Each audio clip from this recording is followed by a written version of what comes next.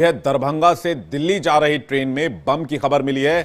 12565 बिहार संपर्क क्रांति एक्सप्रेस में बम की खबर मिली है और यूपी के गोंडा रेलवे स्टेशन पर तकरीबन 1 घंटे से ट्रेन खड़ी है। आरपीएफ जीआरपी के जवान बोगियों में तलाशी ले रहे हैं।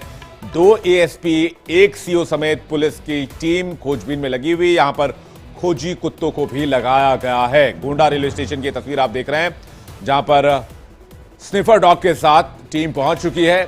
जीआरपी और आरपीएफ के जवान वहां पहुंच चुके हैं। इस वक्त वहां पर 2 एएसपी हैं, 1 सीओ समेत है। पुलिस के जो दूसरे जवान हैं वो खोजबीन में लगे हुए हैं। देखिए, एक एक बोगी की तलाशी ली जा रही है। तो पहले स्कूलों को बॉम्ब को लेकर थ्रेट किया गया, उसके बाद अस्पताल को, उसके बाद प्लेन्स को, और अब ट्रेन को लेकर इस तरह के हॉक्स कॉल आने लग गए हैं। जैसे कि शुरुआती तस्वीर अभी तक दिख रही है और जो जांच इस वक्त चल रही है उसे देखकर यह कहा जा सकता है लगातार किस तरह से प्लेन्स को बम से उड़ाने की धमकी दी गई। ये तस्वीरें भी हमने आपको दिखाई। और एक और खबर जो आ रही है वो गोंडा से आ रही है जहां पर बिहार संपर्क क्रांति एक्सप्रेस में बम की खबर मिली है। अखंड हमारे साथ जुड़ रहे हैं फोन लाइन पर, उनके पास चलते हैं। अखंड, क्या है जानकारी पूरी?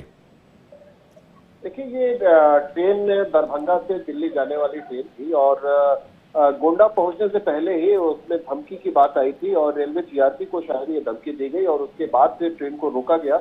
लगभग 2 घंटे तक ट्रेन रुकी रही और इस दरमियान ट्रेन की हर एक बोगी में जो संदिग्ध चीजें थी, पहले कुछ लोगों को एसी बोगी से बाहर भी निकाला गया, लेकिन भीड़ की हालत ज्यादा देखने के बाद फिर क्योंकि पहले से खाली करा लिया गया था प्लेटफॉर्म, तो फिर उसके बाद पूरे ट्रेन की बोगियों को उस पे जांच की गई। जांच पड़ताल में कुछ भी नहीं मिला है।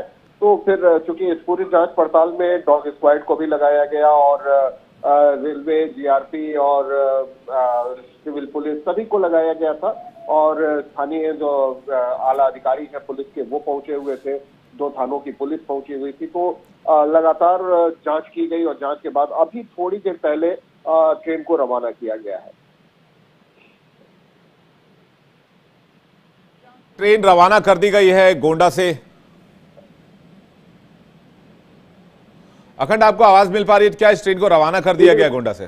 जी बिल्कुल, ट्रेन को रवाना कर दिया गया है। पहले ही ट्रेन को रवाना किया गया है और इसमें ट्रेन में चूंकि कुछ भी नहीं मिला है, कोई भी संदिग्ध चीज नहीं मिली है, तो निश्चित रूप से ये यात्रियों के लिए भी और सुरक्षा में लगे जो पुलिस के आला अधिकारी है, डीआरपी, आरपीएफ, सभी के लिए ये राहत की बात है।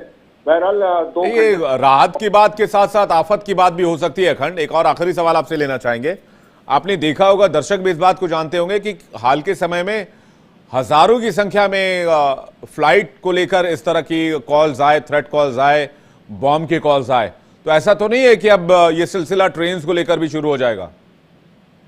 देखिए, जिस तरीके से आया है, अगर इस पूरे मामले की जांच पड़ताल में क्या कुछ निकल कर आता है उसके बाद तो निश्चित तौर पर ये ट्रेन में धमाके की बात या उस तरीके के अफवाह या उसमें बम होने की सूचना इस तरीके से देना, निश्चित तौर पर ये पहले एरोप्लेन और फिर होटल्स, इस तरीके की जगहों को जिस तरीके से निशाना बनाया गया, ये अर्थव्यवस्था पे भी चोट हो सकती है। त्योहारों का समय चल रहा है और त्योहारों के साथ साथ ये मुमकिन है कि कुछ एक जगहों पे, जैसे जांच के बाद ये पता चला कि कुछ जगहों पे वो बच्चे गेम खेल रहे थे, गेम खेलने को लेके उनको टास्क दिया गया और पबजी जैसे गेम की बात सामने आई थी, लेकिन ये हर जगह सामने नहीं आया। तो ऐसे में अगर ये एक साजिश है ये या फिर इस तरीके की कोई प्लान करके इस तरीके की एक अफवाह उड़ाई जा रही है, तो निश्चित तौर पर इस पर जांच के बाद ही पता चलेगा। लेकिन ये वाकई में लोगों की सुरक्षा का मसला है और बड़ी तादाद में, चूंकि ट्रेन एक ऐसा सफर है जिसपे सबसे भरोसेमंद सफर जिसको कहा जाता है। अखंड, रेलवे का जो ऑफिशियल आंकड़ा है वो तो अभी तक के हिसाब से 7000 एक्स्ट्रा ट्रेनें चलाई जा रही हैं, सिर्फ त्योहार और पूजा पाठ को देखते हुए, छठ पर्व को देखते हुए। और जिस तरह की भीड़ चल रही है और जिस मात्रा में ट्रेनों की संख्या बढ़ाई गई है, अगर हॉक्स कॉल का निशाना ट्रेनों को बनाया जाता है तो ये फिर बड़ी चैलेंजिंग सिचुएशन हो जाएगी। फिलहाल आपका बहुत बहुत शुक्रिया अखंड, हमारे साथ जुड़ने के लिए और हमसे बातचीत करने के लिए। अच्छी खबर यह है कि जो बम की खबर थी उसे चेक कर लिया।